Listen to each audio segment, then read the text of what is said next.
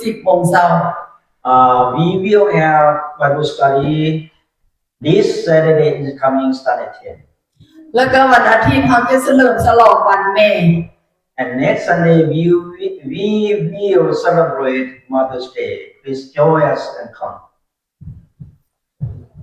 ต่อไปขอทุกคนยืนขึ้นห้องเพลงสรรเสริญพระเจ้าพร้อมกัน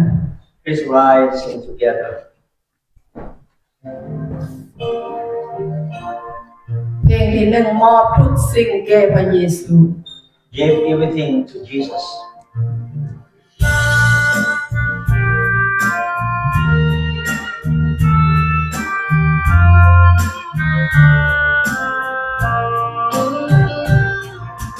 หามอบทุกสิ่งแก่พระเยซูยอมถวายด้วยเต็มใจหาจะหาและพึงพระเยซูต่อพระพักของเราผู้ไทยมอบทุกสิ่งทุกอย่างมอบทุกสิ่งทุกอย่างมอบถวายหมดแก่พระเยซูผู้สำราญข้า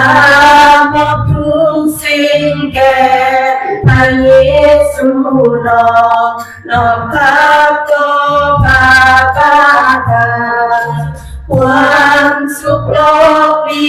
ค่ายอมทิ้มแล้วขอ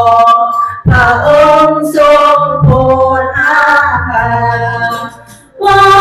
บทุกสิ่งทุกอย่างมอบทุกสิ่งทุกอย่างมอบถวายหมดแก่พระเยซูผู้สำราญข้ามอบทุกสิ่งแก่พระเยซูขอให้ข้าเป็นของพระองค์ขอให้พระวิญญาณสถิตอยู่นำผู้ข้าจำดังประสงค์มอบทุกสิ่งทุกอย่างมอบทุกสิ่งทุกอย่างมอบถวายหมดแก่พระเยซูผู้สำราญข้ามอบทุกสิ่งแก่พระเยซูมอบถวายทั้งใจกายอยากขอโปรดให้ความหักและฤทธากับพระพรของเทลงมามอบทุกสิ่งทุกอย่างมอบทุกสิ่งทุกอย่างมอบถวายหมดแก่พระเยซูผู้สำราญ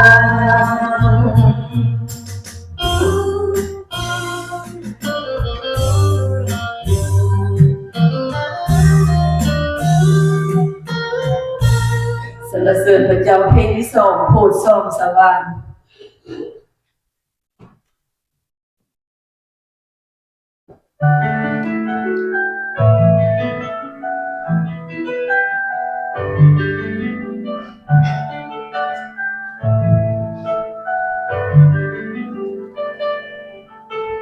โอ้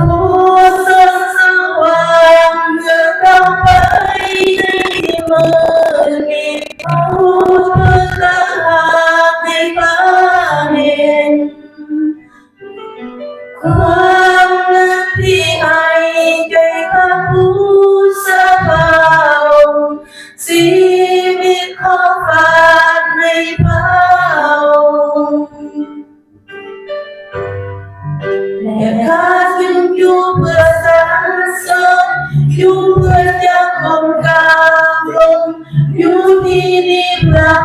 องว่า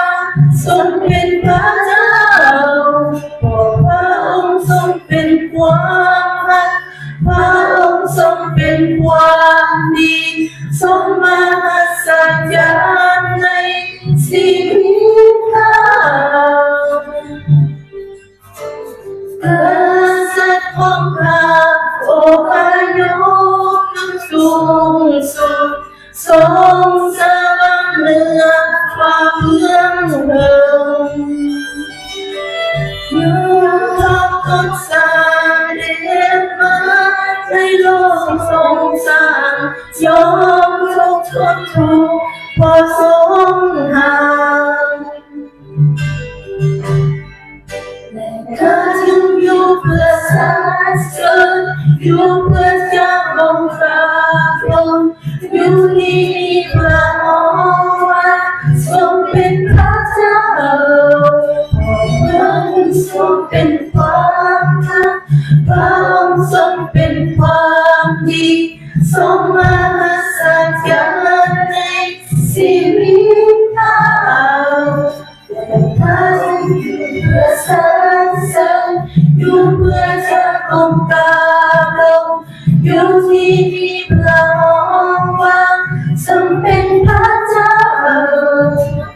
พระองค์ทรงเป็นความรักพระองค์ทรงเป็นความดีทรงมหัศจรรย์ในชีวิตข้าบ่เคยรู้ว่าต้องมีค่าสูงส่งจนกว่าได้เห็นพระองค์ที่กังเห็นบ่เคยรู้ว่าต้องมีค่าสูงส่งจนกว่าได้เห็นพระองค์ที่กังเห็นบ่เคยรู้ว่าต้องมีค่าสูงส่งจนกว่าได้เห็นพระองค์ที่กังเห็นและข้าจึงอยู่เพื่อสรรเสริญอยู่เพื่อจะก้มกราบลงอยู่ที่นี่พระองค์ว่าทรงเป็นพระเจ้าโอ้พระองค์ทรงเป็นความรักพระองค์ทรงเป็นความดีทรงมหัศจรรย์ในชีวิตเราและข้าจึงอยู่เพื่อสรรเสริญอยู่เพื่อจะก้มกราบลงอยู่ที่นี่พระองค์ว่า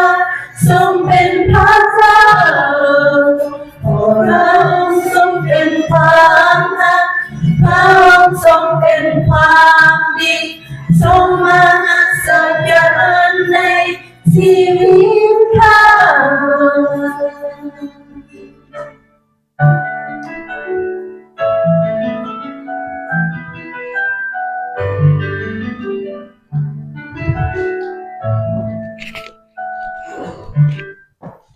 ขอเชิญพี่น้องสงบจิตใจอธิษฐานนำกันครับ Let's pray together. สรรเสริญและขอบพระคุณพระบิดาเจ้า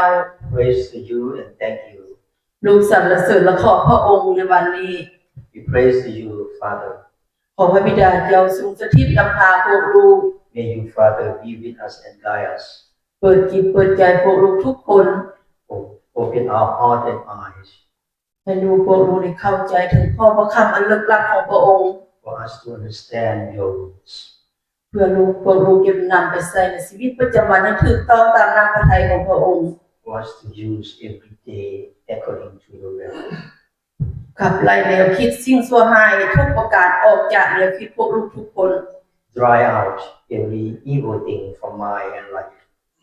ให้จิตใจของพวกลูกสงบสุขสรรเสริญพระองค์เจ้าองค์เดียวเท่านั้น For us to have heart to worship you and praise to you. พวกลูกมอบทุกสิ่งทุกอย่างต่อไปนี้ไว้ในการนำพาในพระนามพระเยซูคริสต์เจ้าอาเมน We offer everything to you in the name of Jesus Christ. Amen. ขอเชิญทุกคนนั่งลงต่อไปอ่านพระคัมภีร์ Bible scripture reading.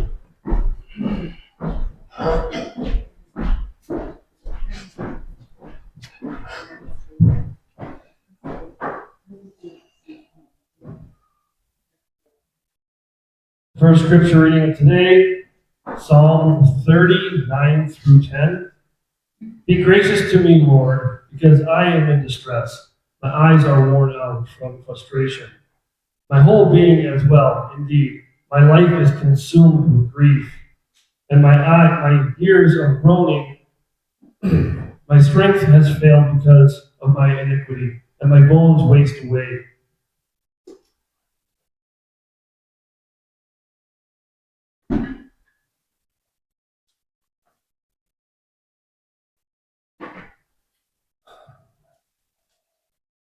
Second scripture reading,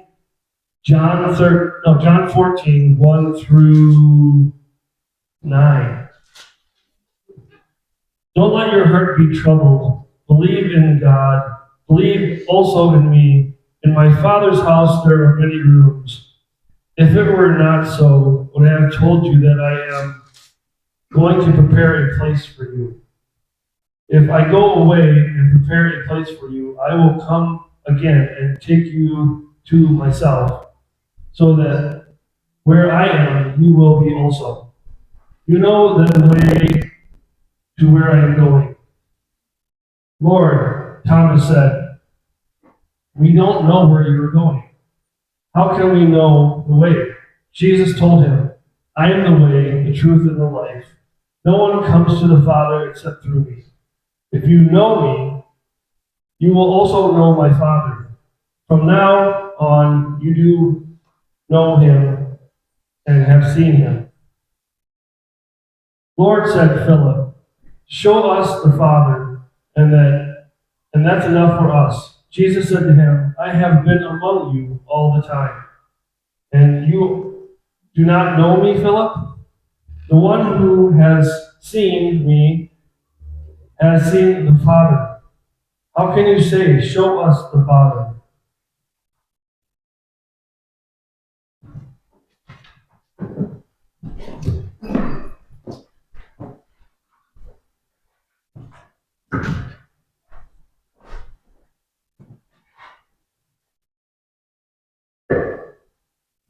เราจะอ่านเพลงสรรเสริญ31โคเก่ามาโค10ข้าแต่พระเจ้ายาวีขอทรงโปรดเมตตาข้าน้อยด้วยเพราะข้าน้อยอยู่ในความเดือดร้อนแท้ๆและตาก็อิดเมื่อยย้อนมองให้ตลอดวันแห้งก็อิดอ่อนลงและร่างกายก็สุดโทรมด้วยความทุกข์ใจที่ให้ขน้อยอ่อนเพลียไปการมองให้ควรข้างก็เฮ็ดให้ชีวิตของขน้อยสั้นเท่าขน้อยอ่อนแรงย้อนมีความเดือดร้อนแม้แต่กระดูกของขน้อยก็คดถือกัดกินจนเหี่ยน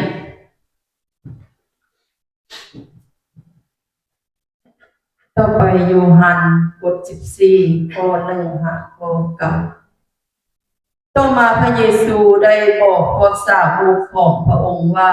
อย่าให้ใจของเจ้าทั้งหลายวุ่นวายไปจงวางใจเชื่อพระเจ้าและจงวางใจเชื่อในเฮาเหมือนกันในภาษา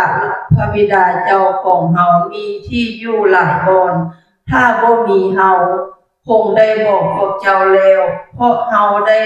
จัดแจงบ่อนไว้สำหรับเจ้าทั้งหลาย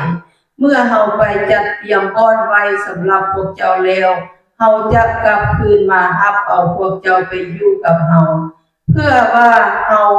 อยู่ที่ใดพวกเจ้าก็จะอยู่ที่นั้นเหมือนกันพวกเจ้ารู้จักทางที่เฮาจะไปนั้นโทรมาเฝ้าต่อพระองค์ว่าพระองค์เจ้าเอ๋ยพวกขน้อยบ่ฮู้ว่าท่านจะไปไสพวกขน้อยจะฮู้จักทางนั้นได้อย่างใดพระเยซูเจ้าตอบท่านว่าเฮานี่แหละเป็นทางนั้นเป็นความจริงและเป็นชีวิตบ่มีผู้ใดมาถึงพระบิดาเจ้าใดนอกจากมาทางเฮาบัดนี้เจ้าทั้งหลายฮู้จักเฮาแล้วและพวกเจ้าก็จะฮู้จักพระบิดาเจ้าของเฮาเหมือนกัน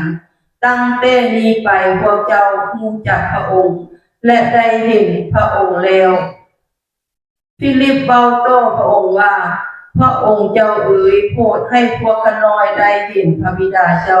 เดชพรแล้วพวกขน้อยก็พอใจแล้วพระเยซูเจ้าตอบว่าฟิลิปเอ๋ยเฮาได้อยู่กับพวกเจ้าตั้งดุนนานและเจ้ายังบ่รู้จักเฮาบ่ผู้ที่ได้เห็นเฮาก็ได้เห็นพระบิดาเจ้าเป็นหยังเจ้าจึงเว้าว่าโปรดให้พวกขน้อยได้เห็นพระบิดาเจ้าเดชพรขอบคุณพระเจ้าขอทุกคนยืนขึ้นอธิษฐานถวายสัตย์ Please rise, pray for us. สรรเสริญและขอบพระคุณพระบิดาเจ้า Praise the Lord and thank you, God. พวกลูกขอบพระคุณพระองค์ในวันนี้ We thank you for today, ที่พระองค์ทรงประทานชีวิตลมหายใจให้พวกลูก that you give us life and breath ได้มานมัสการพระองค์เจ้าในเวลานี้ to come to worship you today. พร้อมกันนั้นพวกลูกยังมีทรัพย์สินที่มาถวายในครั้งของพระองค์ We have subsidies to offer to you. ขอทรัพย์สินเหล่านี้จงไปรอดไปเกิดดอกออกผลในเวียกงานของพระองค์เจ้า Let treasure today go abundance of your work. และขอพระบิดาเจ้าทรงอวยพรพี่น้องทุกๆคนที่ถวายเลย May Father bless all people in here. สิ่งใดที่พวกเขาขาดเพื่อพระองค์เจ้าทรงเมตตาบารมีทุกคน Something that please take care of all of them. ให้ทุกคนอยู่ในความรักความเมตตาของพระองค์เจ้าตลอดไป May all people with your love and mercy. พวกลูกสรรเสริญขอบพระคุณมอบทุกสิ่งทุกอย่างไว้ในการทรงนำพาในพระนามพระเยซูคริสต์เจ้าอาเมน Thank you and praise to you in the name of Jesus Christ our Lord. Amen. ขอเชิญทุกคนนั่งลงขอเชิญอัญเชิญเท้าเพลงพิเศษ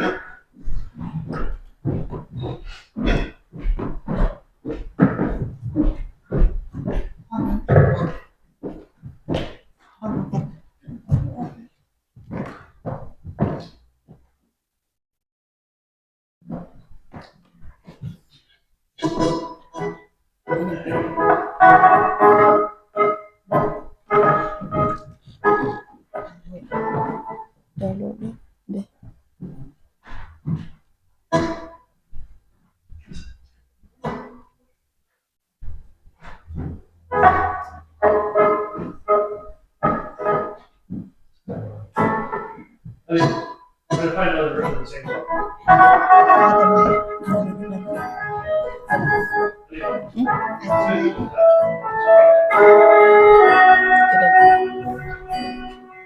แต่บ่ฮู้ว่าสิเป็นจังได๋บ่มีไผเข้ามาเยียวแลในวันที่เฮาบ่ถึงกับความเอ็มจะไปแพ้นั้นมันเสร็จขึ้นก็ได้พบกับพระเยซูจากชีวิตที่เหมือนจะพังได้มีความหวังได้พบกำลังชีวิตก็ยังพร้อมที่จะก้าวไป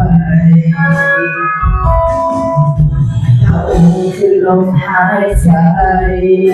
ให้เขาได้เดินสู่ต่อจากชีวิตที่เคยย่อท้อให้ดีขึ้นมาพระเยซูคือคำตอบให้เขาได้พบกับชีวิตใหม่ได้พบความหวังและกำลังใจ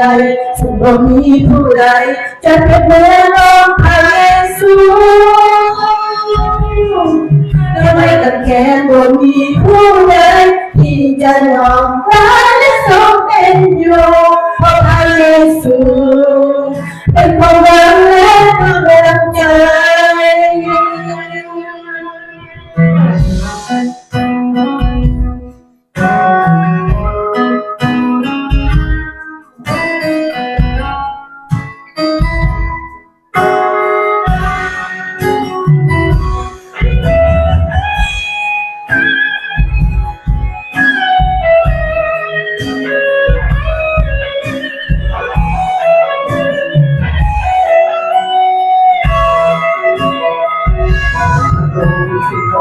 หายใจให้เขาได้เดินสู่ต่อจากชีวิตที่เคยรอดท้อให้ดีขึ้นมา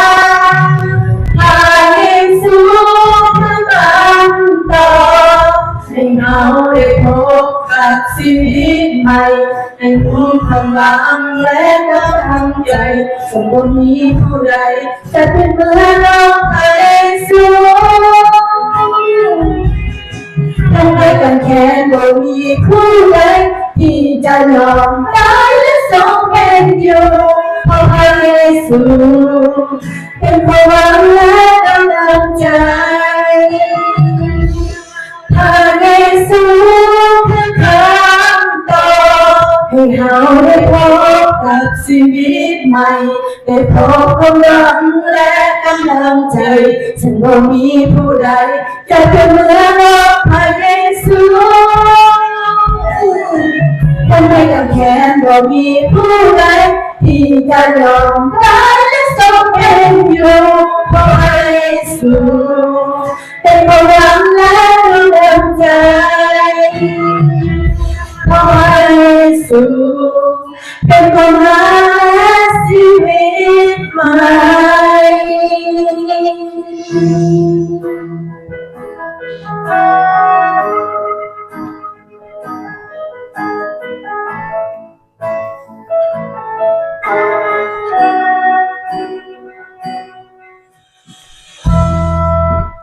คุณพระเจ้าต้องไปกับสุนอาจารย์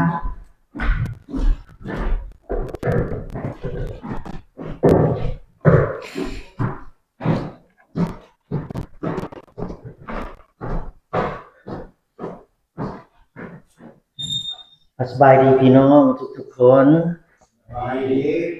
Good morning church พ่อแม่พี่น้องที่รักพระเจ้าได้บอกพวกเราทุกคนเฮาเป็นพระเจ้าของเจ้าเฮาเป็นพระเจ้าองค์ทรงมีชีวิตอยู่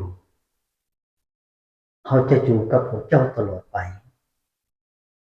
เฮาจะปกป้องรักษาพวกเจ้าMy beloved, the Lord God is telling to all of us today, I am the Lord your God. I am living God. I will be with you forever. I will protect you. เฮาแม่นพระเจ้าของพวกเจ้าที่ฮักพวกเจ้าเหมือนกับชีวิตของเฮา I am the Lord your God who loves you as my life นี่คือคำสัญญาของเฮาให้แก่พวกเจ้าทุกๆคน This is my promise to give to all of you พ่อแม่พี่น้องที่คริสเตียนนี่เมื่อทุกๆคนเว้าได้ว่าพวกเฮารักพระเจ้า My beloved all Christian people can say Lord we love you we trust in you we believe in you we will be with you forever แต่อาจารย์เชื่อว่าบ่แม่นคริสเตียนทุกๆคนที่เฮ็ดได้หรอก But I believe not all Christian people can do เว้าได้แต่เฮ็ดบ่ได้ We can say but we cannot do แต่ถึงอย่างใดก็ตามพวกเฮาคริสเตียนจะบ่เฮ็ดได้ทุกสิ่งทุกอย่างตามคำสอนของพระเจ้า Even though we cannot do anything according to God's voice or God's teaching แต่พระเจ้ายังรักพวกเฮาอยู่อวยพรพวกเฮาเพราะพระองค์ทรงรักษาพระสัญญาของพระองค์ But God still loves us continue to bless to all of us because God He keep His promise Let us pray พระเจ้าพระบิดาโปรดยกโทษอภัยบาปแก่พวกลูกด้วยเถิดเพราะพวกลูกเป็นคนบาป Father may you forgive to all of us because we are sinners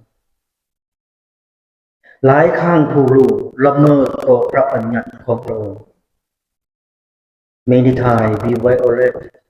the God's law หลายครั้งพวกเราบ่เชื่อในคำสอนของพระองค์ Many times we do not obey your teaching หลายครั้งพวกเราบ่ได้ยินเสียงของพระองค์บ่ได้ฟังเสียงของพระองค์ Many times we did not listen to your voice หลายครั้งพวกเราลืมอธิษฐาน Many times we forget to pray to you โอ้พระบิดาเจ้าพระองค์ทรงเป็นพระเจ้าเมตตาโปรดอภัยโทษให้กับผู้รู้ด้วยเถิด Father, you are God of mercy. Please forgive to all of us. พระเจ้าพระบิดาขอบพระคุณสำหรับพระวิญญาณบริสุทธิ์ของพระองค์เจ้าทรงได้สอนผู้รู้ทุกวันให้อยู่ในคำสอนของพระองค์เพื่อผู้รู้จะบ่ได้ทำความผิด Thank you for the Holy Spirit to teach all of us every day for us to stay in your teaching for us not to make mistake in life อวยพรผู้รู้ทุกๆคนด้วยเถิดเบิ่งแย่ผู้รู้ทุกๆคนด้วยเถิด Bless to all of us and also protect to all of us ผู้รู้ร่วมกันภาวนาอธิษฐานบนยังพระนามขององค์พระมหาเยซูคริสต์เจ้า Amen We pray together in your name Jesus Christ our Lord Amen มื้อนี้อาจารย์จะแบ่งปันเกี่ยวกับเรื่องความรักของพระเจ้า Today I will share about the love of God พ่อแม่พี่น้องที่รักพระเจ้ารักพวกเราแท้ๆเลยเฮ็ดทุกสิ่งทุกอย่างเพื่อพวกเรา My beloved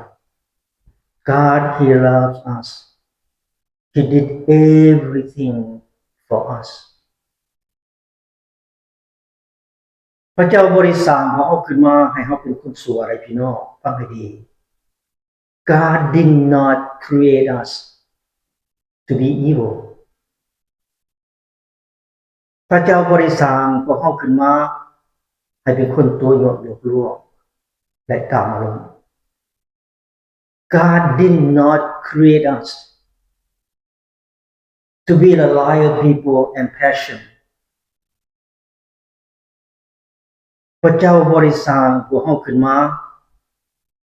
เพื่อให้เป็นคนที่รักมักสม God did not create us to be the thief and robber ฟังให้ดีพี่น้องแต่พระเจ้าสร้างพวกเราขึ้นมาเพื่อให้พวกเราเป็นคนดีทุกๆคน But God created us to be good people, love people, righteous people พระเจ้าสร้างพวกเราขึ้นมาให้รู้จักกับพระองค์ให้นมัสการพระองค์ติดตามพระองค์ He created us to know Him, to follow Him and worship Him พระองค์สร้างพวกเราขึ้นมาให้เป็นลูกของพระองค์ให้เป็นประชาชนของพระองค์จำไว้ดีพี่น้อง The Lord God He created us to be His children to be God's people ดังนั้นอาจารย์จะบอกพี่น้องทุกๆคน So I wanted to tell all of you my dear brother and sister ความสันติสุขอยู่กับพวกเราทุกๆคนเพราะพวกเราเป็นลูกของพระเจ้า Peace belong to all of us because we are children of God ความชื่นชมยินดีขึ้นกับพวกเราแล้วพี่น้องเพราะหยังพวกเราเป็นประชาชนของพระเจ้า Happiness belong to us right now because we are God's people ดังนั้นให้พวกเรารักพระเจ้าเหมือนดังพระเจ้ารักพวกเรา So please love God as God love to all of us Amen พี่น้องวันนี้ให้พี่น้องเปิดมาอยู่ในพระคัมภีร์โยฮันบทที่14ข้อที่1ข้อที่9อาจารย์จะบ่อ่านคืนแต่ให้ผมทุกสกรีนเรื่องราวเป็นอย่างนี้ Now please turn to the Gospel of John chapter 14 verse 1 to 9 Please look back on the screen the story like this พ่อแม่พี่น้องที่รักของพระเจ้า My beloved มื้อนี้อาจารย์อยากให้พี่น้องทุกคนได้เห็นความรักของพระเจ้าได้เห็นความดีของพระเจ้าและพระสัญญาของพระองค์ Today I would like all of you to see the love of God the goodness of God and the mercy of God องค์พระเยซูได้เว้ากับพวกเราทุกๆคนและกับประชาชนของพระองค์ทุกๆคนในทั่วโลก The Lord God Jesus He is speaking to all of His people around the world including us in here พระองค์บอกว่าอย่าให้ใจของเจ้าทั้งหลายวุ่นวายไปจงวางใจเชื่อพระเจ้าและวางใจเชื่อในเฮาเหมือนกัน Do not be worried and upset Jesus told them believe in God and believe also in me นี่หมายถึงว่าองค์พระเยซูองค์ทรงฤทธิ์อำนาจยิ่งใหญ่พี่น้องพระองค์สัญญาพระองค์จะอยู่กับพวกเราปกป้องรักษาเบิ่งแย่งพวกเรา That means the mighty God Jesus Christ the power of God He will be with us forever protect to all of us watch over to all of us ดังนั้น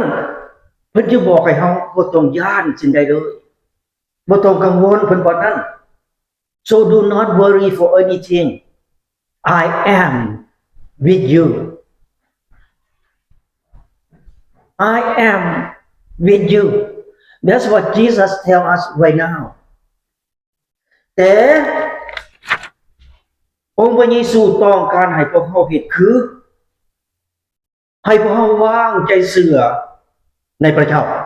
และวางใจเชื่อในพระองค์เหมือนกัน But Jesus He wants us to do believe in God and also believe in Him พี่น้องเชื่อบ่พี่น้องเชื่อในพระเจ้าและพี่น้องเชื่อในองค์พระเยซูพี่น้องจะบ่ผิดหวังจักอย่าง So if you believe in God you believe in Jesus you will never disappoint in your life Do not worry for anything if you believe in God บัดนี้ให้พี่น้องเปิดมาอยู่ในพระคัมภีร์โยฮันอาจารย์จะอ่านอยู่ในข้อที่2ข้อที่3พระคัมภีร์โยฮันบทที่14 Now I will read number 3, 2 and 3 in the Gospel of John chapter 14เป็นว่าดีนี้ข้อที่2ในภาษาพระบิดาเจ้าของเฮาที่มีอยู่หลายบ่ถ้าบ่มีเฮาคงได้บอกพวกเจ้าแล้วเพราะเฮาไปจัดแจงบ่อนไว้สำหรับเจ้าทั้งหลายข้อที่3เฮาไปจัดเตรียมบ่อนไว้สำหรับพวกเจ้าแล้วเฮาจะกลับขึ้นมารับเอาพวกเจ้าไปอยู่กับเฮาเพื่อว่าเฮาอยู่ที่ใดพวกเจ้าก็จะอยู่ที่นั่นเหมือนกัน John 14, 2 and 3 Number 2 There are many rooms in my Father's house and I am going to prepare a place for you I will not tell you this if it were not so Number 3 And after I go and I prepare a place for you, I will come back and take you to myself, so that you will be where I am. You hear this word? Wonderful. Wonderful. นี่แหละพ่อแม่พี่น้องที่ฮักนี่แหละคือความหักของพระเจ้านี่แหละคือความดีของพระเจ้านี่แหละคือพระสัญญาของพระเจ้า My beloved, this is God's love. This is the love of God. This is the goodness of God. This is God's promise to you and me and the whole world. องค์พระเยซูพระองค์จะกลับคืนไปสู่สวรรค์ The Lord God Jesus, He will go back to the heaven เพื่อประจัดเตรียมสถานที่ไว้สำหรับพวกเราทุกๆคนเอเมนพี่น้อง To prepare the place for each one of you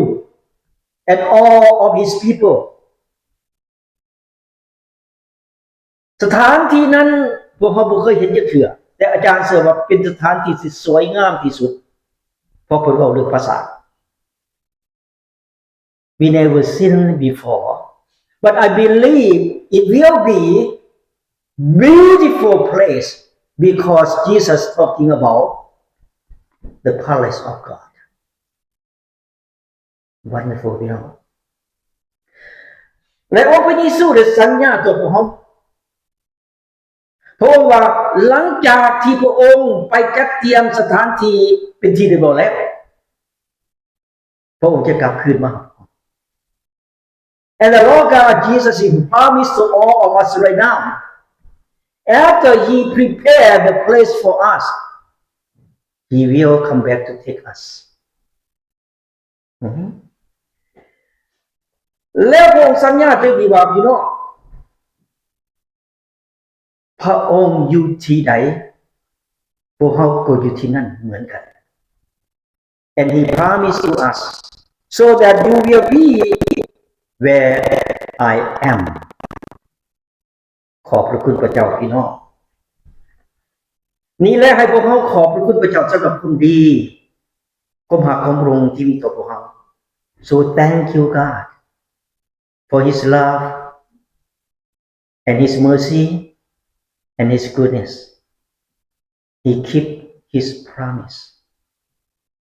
มนุษย์เฮานี่สัญญาได้พี่น้องแต่บ่รักษาคำสัญญาของตน Human can promise but they cannot keep their promise. Right? แต่พระเจ้าถ้าพระเจ้าสัญญาแล้วพระเจ้าเฮ็ดตามคำสัญญาทุกอย่าง But if God's promise to you,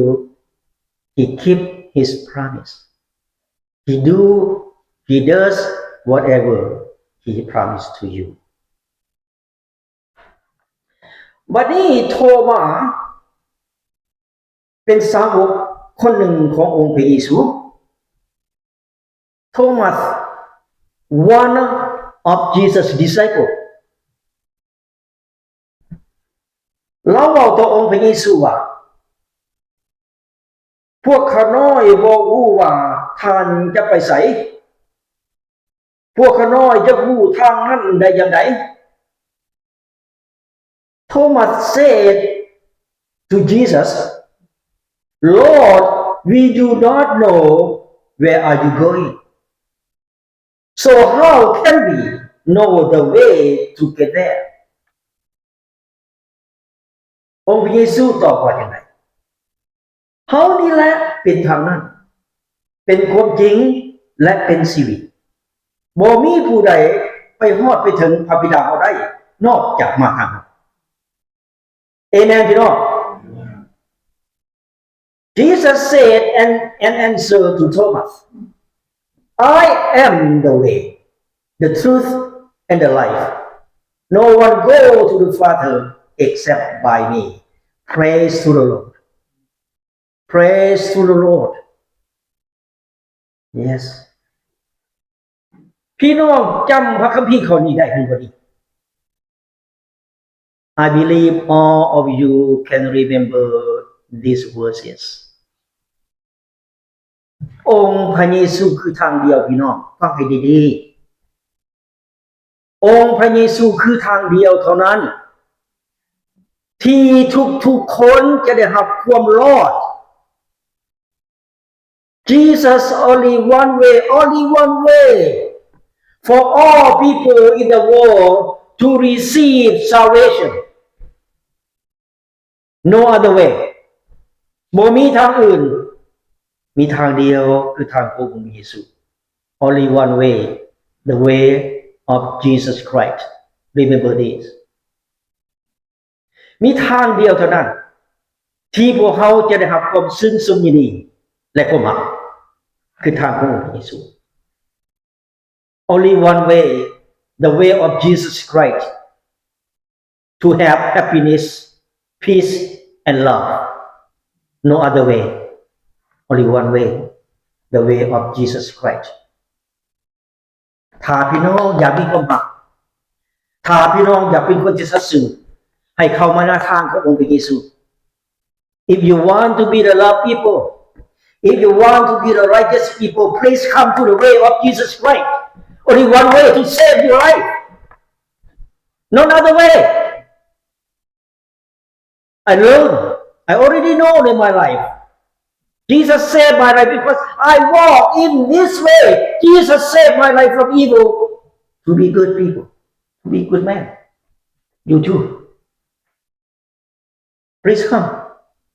one way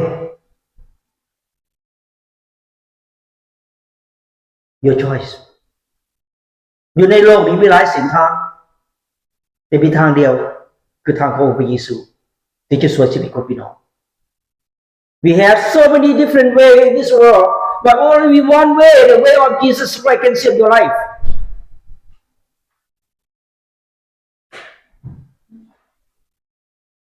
Yes one way only to save your life ทางเดียวเท่านั้นเด้อพี่น้องเด้อจำไว้ดีทางเดียวเท่านั้นคือทางของพระเยซูทางเดียวเท่านั้นพี่น้องที่จะนำพี่น้องไปถึงสวรรคสถานบอนที่พระบิดาเจ้าทรงสถิตอยู่ only one way to bring you to the Father in heaven the way of Jesus Christ no other way พระองค์พระเยซูผู้ทางเดียวเท่านั้นองค์พระเยซูผู้เดียวเท่านั้นที่ผู้ทางไปสวรรค์ because Jesus only one who know the way to the Father in heaven that's what Jesus said no one go to my Father except by me amen พี่น้ององค์พระเยซูคือทางแห่งความจริง Jesus is the way of truth องค์พระเยซูเป็นพระเจ้าที่แท้จริง Jesus is true God องค์พระเยซูเว้าถึงความจริง Jesus he speak the truth องค์พระเยซูสอนความจริงทุกอย่างให้กับพวกเรา The Lord God Jesus he teach us everything truth in the Bible ความจริงนะพี่น้องเฮ็ดให้พวกเราเป็นเสรีมีเสรีภาพ Truth set you free ถ้าพี่น้องเดินตามความจริงพี่น้องจะไม่มีปัญหาเสมอ So if you walk in the truth you will never have any problem in your life ถ้าพี่น้องเดินตามความจริงพี่น้องจะได้รับความสุขสมยินดีในชีวิตเหมือนกับพระเยซู If you walk in the way of truth you will have happiness in life as Jesus Christ Amen พี่น้องถ้าพี่น้องเดินตามความจริงพี่น้องจะเห็นความจริงความจริงนั้นคือองค์พระเยซูความจริงอยู่ในพระคัมภีร์ If you walk in the truth you will see the truth The truth is Jesus Christ. The truth is in the Bible. No one tell you the truth. Only the Bible, that is Jesus Christ. บัดนี้พระเยซูคือทางแห่งชีวิต Jesus is the way of life. ผู้ใดหักชีวิตของตัวเองให้เดินมาในทางขององค์พระเยซู If you love your life, please come to the way of life with Jesus. Amen พี่น้องพี่น้องหักชีวิตตัวเองบ่ You love your life? Yes. Jesus said, come to my way. องค์พระเยซูบอกว่ามาทางเราโอเคมาทางเราพี่น้องจะได้มีชีวิต Come to my way. I will give you life. What kind of life do we want? ชีวิตแบบไหนที่พวกเราต้องการพวกเราต้องการชีวิตที่มีความสันติสุขเป็นอะไร We want to have happy life, happiness life. We don't want anything else. But who give you the better life? No one. No one in the world. But only one. Jesus Christ. Only one Jesus Christ. Give you better life. Amen พี่น้องดังนั้นพี่น้องที่หักของพระเจ้าถ้าผู้ใดเดินเข้ามาในทางขององค์พระเยซูบ่แม่นแต่ชีวิตอยู่ในโลกอันนี้พระองค์ยังประทานชีวิตนิรันดรให้กับพวกเราเป็นบ่นี่ When you walk in the way of Jesus, you will live long life in this world, but not just all. Jesus will give you eternal life. You will live with Jesus forever, not in this world, but upcoming world. That is the palace of God. That we talk about today. พี่น้องอยากไปอยู่ในปราสาทของพระเจ้าบ่ Do you want to live in the palace of God in heaven? Yes. Please come to the way of Jesus. Amen? All right. วันนี้อาจารย์อยากเป็นพยานแห่งความจริง So I would like to be the witness today เกี่ยวกับเรื่องพระศาสตร์ของพระเจ้า about the palace of God พี่น้องจะเชื่อหรือไม่เชื่ออยู่ในการตัดสินใจของพี่น้องแต่อาจารย์สิบอกส่วนตัว You believe or not believe your own decision but I would like to tell you today 2 ปีก่อนพระเจ้าอนุญาตให้อาจารย์เห็นพระศาสตร์ของพระเจ้าอยู่ในความฝัน Last couple of years God led me to see the vision about the palace of God The palace of God I see from my eyes right now and my mind is still up there สายตาของอาจารย์ยังอยู่ที่นั่นแนวคิดของอาจารย์ยังอยู่ที่นั่นที่เก่าเพราะท่านเปลี่ยนแปลงทีละ2 ปีก่อนแล้วอาจารย์เดินเข้าไปในพระศาสตร์ของพระบิดาเจ้าสวยสดงดงามยิ่งใหญ่ไพศาลบ่มีสิ่งใดเปรียบเทียบได้หรอกพี่น้องI walk into the palace of God. I look around. Everywhere looks so beautiful and huge. Nothing to compare in this world. อาจารย์มีคันใดเกี่ยวโม่ไปสิพี่น้อง The step curve like this.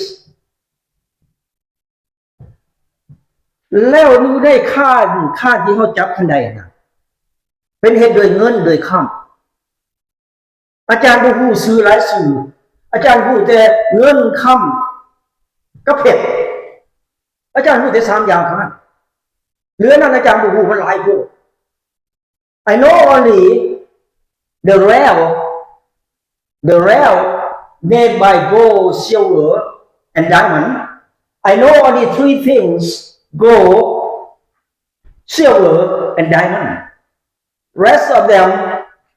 I never seen in my life. I didn't know the name. But so beautiful all over the place. That's from my eyes right now. I see that. And I walk up first floor, second floor, the door, the gate open for myself. Open for me. I didn't have to open anything, any door. When I walk close to the doors open for me automatically. อาจารย์ขึ้นไปฮอด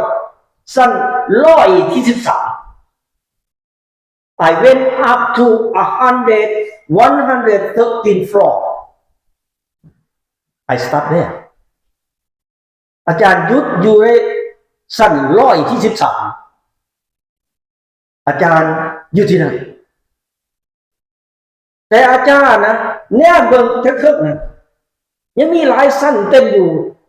จนสุดสายตาอาจารย์นับบ่ได้หรอก But I look up, I still see many floor up there above on my head. I cannot count. It's huge. แต่ละห้องแต่ละบ่อนี่พี่น้องบ่แม่นเป็นแบบนี้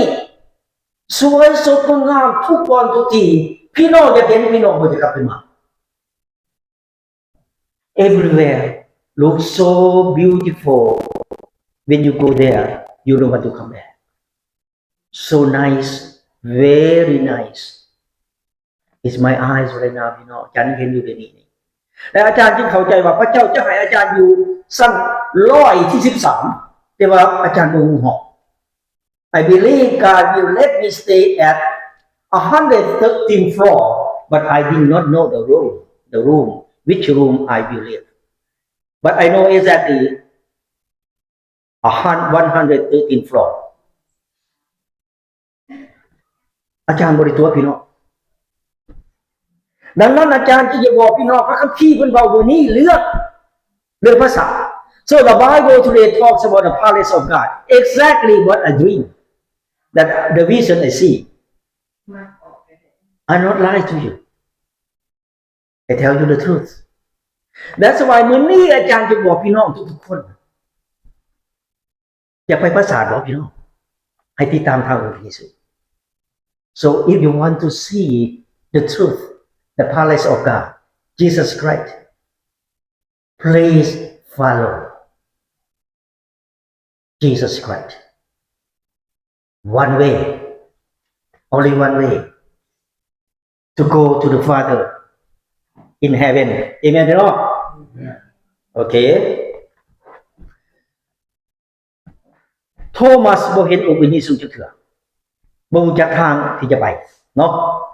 Thomas he did not know where Jesus going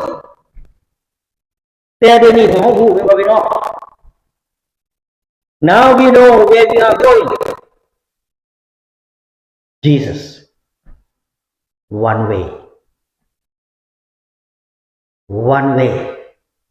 the way of Jesus we already know right now do not forget this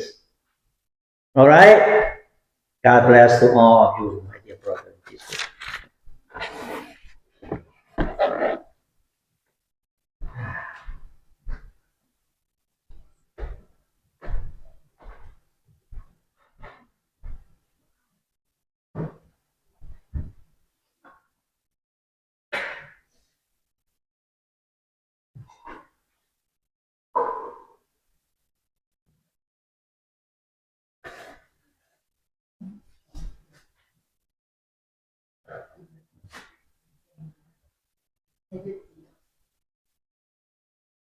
สินมหาสนิทเป็นอาหารคาบสุดท้ายขององค์พระเยซูที่ได้ร่วมกินได้ดื่มกับสังฆ์ของพระองค์ Holy Communion is the last supper that Jesus ate and drank with his disciples. สินมหาสนิทคือพระกายและพระอุทิศขององค์พระเยซูมอบให้แก่พวกเขาด้วยความจริงและธรรม Holy Communion is the body and the blood of Christ, giving us with the bread and wine. สินมหาสนิทคือความทรงจำ Holy Communion is his memory. สินมหาสนิทคือการขอพระคุณ Holy Communion is giving thanks ศีลมหาสนิทคือการสารภาพ Holy Communion is confessing ศีลมหาสนิทคือการให้อภัย Holy Communion is forgiveness คือในคืนที่ยูดาห์อิสการิโอตได้ทอดยศต่อองค์พระเยซูคริสต์เจ้านั้นพระองค์เจ้าทรงจับเอาข้าวจีขึ้นมาเมื่อโมทนาได้ขอบพระคุณแล้วพระองค์เจ้าทรงหักข้าวจีแล้วยืนในแก่สาวกและเขาจงหักและกินเถิดนี่คือกายของเขาให้สำหรับพวกเจ้าจงที่จากนี้เพื่อเป็นที่ระลึกถึงเขา In the night when he was betrayed our Lord Jesus took bread gave thanks broke it and gave it to his disciples saying take and eat this is my body given to you do this in the remembrance of me หลังจากอาหารขับแรง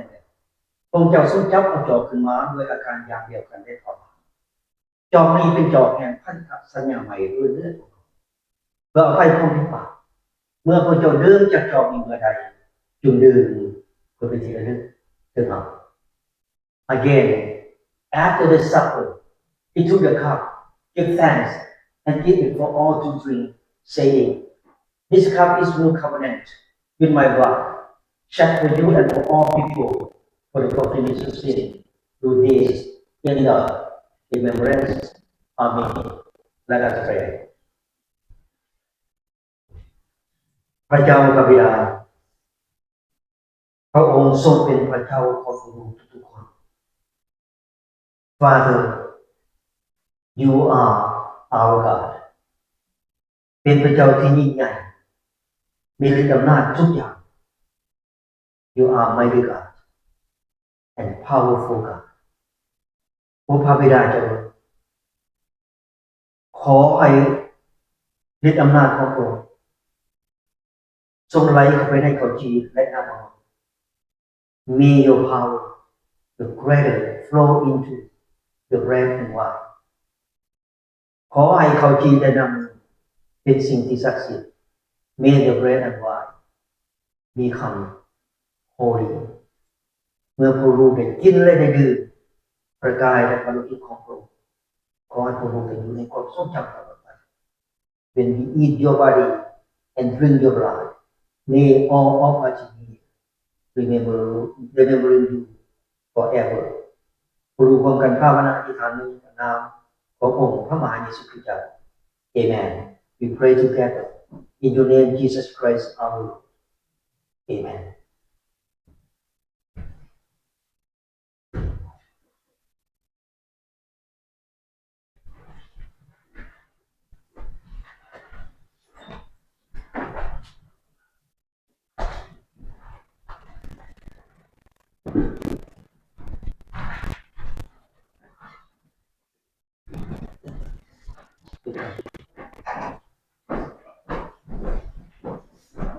This is the body of the Spirit.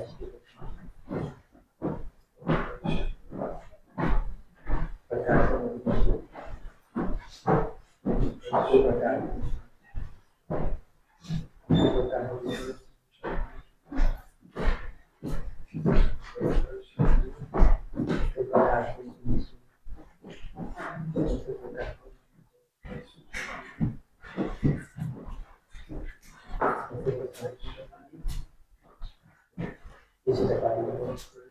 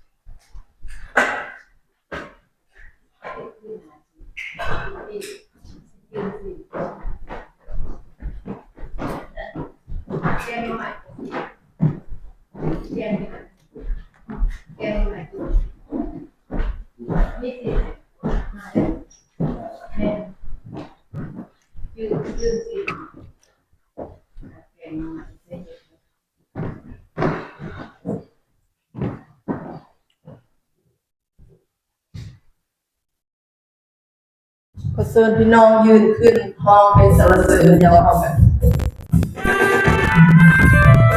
แสนซื่นใจ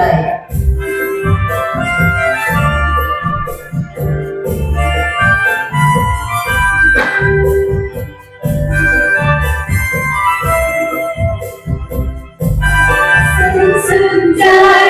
เมื่อได้มาเด็กแห่งนี้งามอีหลีเมื่อได้มาพบพระเจ้าเฮาพระเยซูเดินเมืองลาวพระเป็นเจ้าทรงหาเอาพี่น้องลาวเอ่ยสุขสดใสแดนวิไลสวรรค์สัมมาภายภาคหน้าจะได้ไปอยู่บ้าน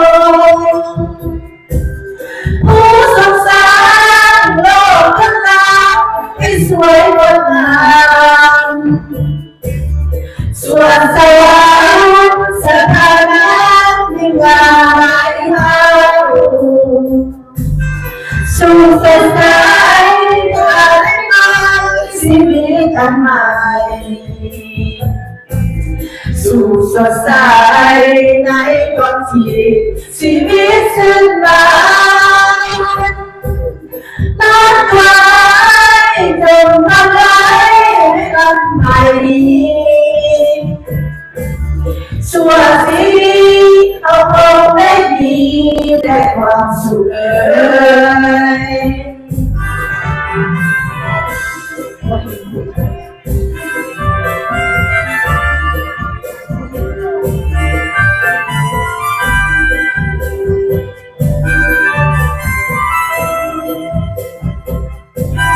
แสนซึ้งใจเมื่อได้มาดินแดนแห่งนี้งามอีหลีเมื่อได้มาพบพระเจ้าเฮาพระเยซูร้อนเมืองลาวพระเป็นเจ้าทรงรักเอาพี่น้องเราเลยสู่สดใสแดนวิไลสวรรค์สัมฟ้าภายภาคหน้าจะได้ไปอยู่กับเขาผู้ทรงสร้างโลกทั้งหลายให้สวยงดงามส่วนสวรรค์สถานะที่งามหลายเท่าสู่สดใสเมื่อได้มีชีวิตอันใหม่สู่สดใสในโลกที่ชีวิตสิ้นไปน้ำลายจงนำไปมันหายนี้ส่วนชีวิตเอาคงได้มีแต่ความสุขเอ่ยอย่าให้ใจของทานทั้งหลายวุ่นวายไปจงไว้วางใจในพระเจ้าและวางใจในเขาเหมือนกันในภาษาพระบิ ป ดา ระมาณ14เดือนสองผู้ชมขอบคุณพระเจ้าขอพี่น้องสงบจิตใจอธิษฐานนะครับ Please pray together. สรรเสริญและขอบพระคุณพระบิดาเจ้าในวันนี้ Praise you and thank you, Father. พวกลูกขอบพระคุณพระองค์ We give thanks to you ที่พระองค์ทรงรักและเมตตาผู้ลูกทุกคน that your love and mercy to all of us. พวกลูกขอบพระคุณที่พระองค์ทรงประทาน อาจารย์บุญเพลงมาสิสอนพระคำให้พวกลูก We thank you that Pastor, you sent Pastor to teach the word of God to all of us. พวกลูกขอบพระคุณที่พระองค์ทรงรัก Thank you for your love. พระบิดาเจ้าค่ะขอพระองค์เจ้าทรงอวยพรชีวิตการเป็นอยู่ชีวิตครอบครัวของอาจารย์ของพวกขน้อย Thank you, Father. please bless my pastor and family. ขอให้ครอบครัวของเพิ่นจงมีแต่ความสุขความสันติสุขรับใช้เวียกงานของพระองค์เจ้าตลอดไป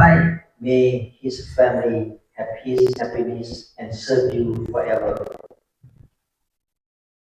เพื่อสิสอนธรรม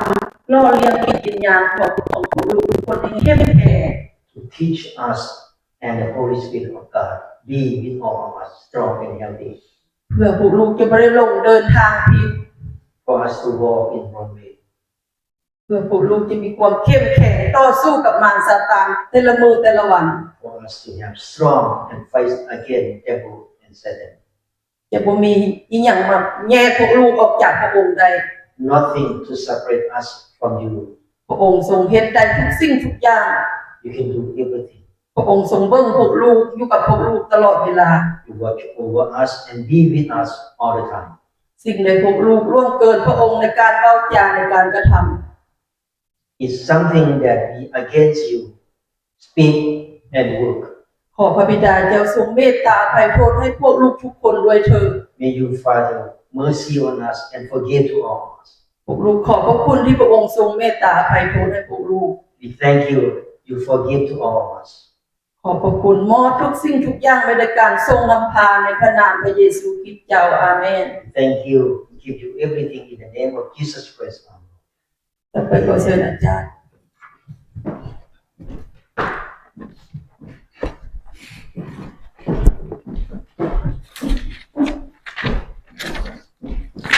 แต่ละครั้งที่พระองค์มีศีล5ชนิดเฮาอธิษฐานคำสอนอธิษฐานของพระเยซูเนาะ Okay. Our Father in heaven, hallowed be your name. Your kingdom come. Your will be done on earth as in heaven. Give us today our daily bread. Forgive us our sin, as we forgive those who sin against us. Save us from the time of trial, and deliver us from evil. For the kingdom, the power, and the glory are yours, now and forever. Amen.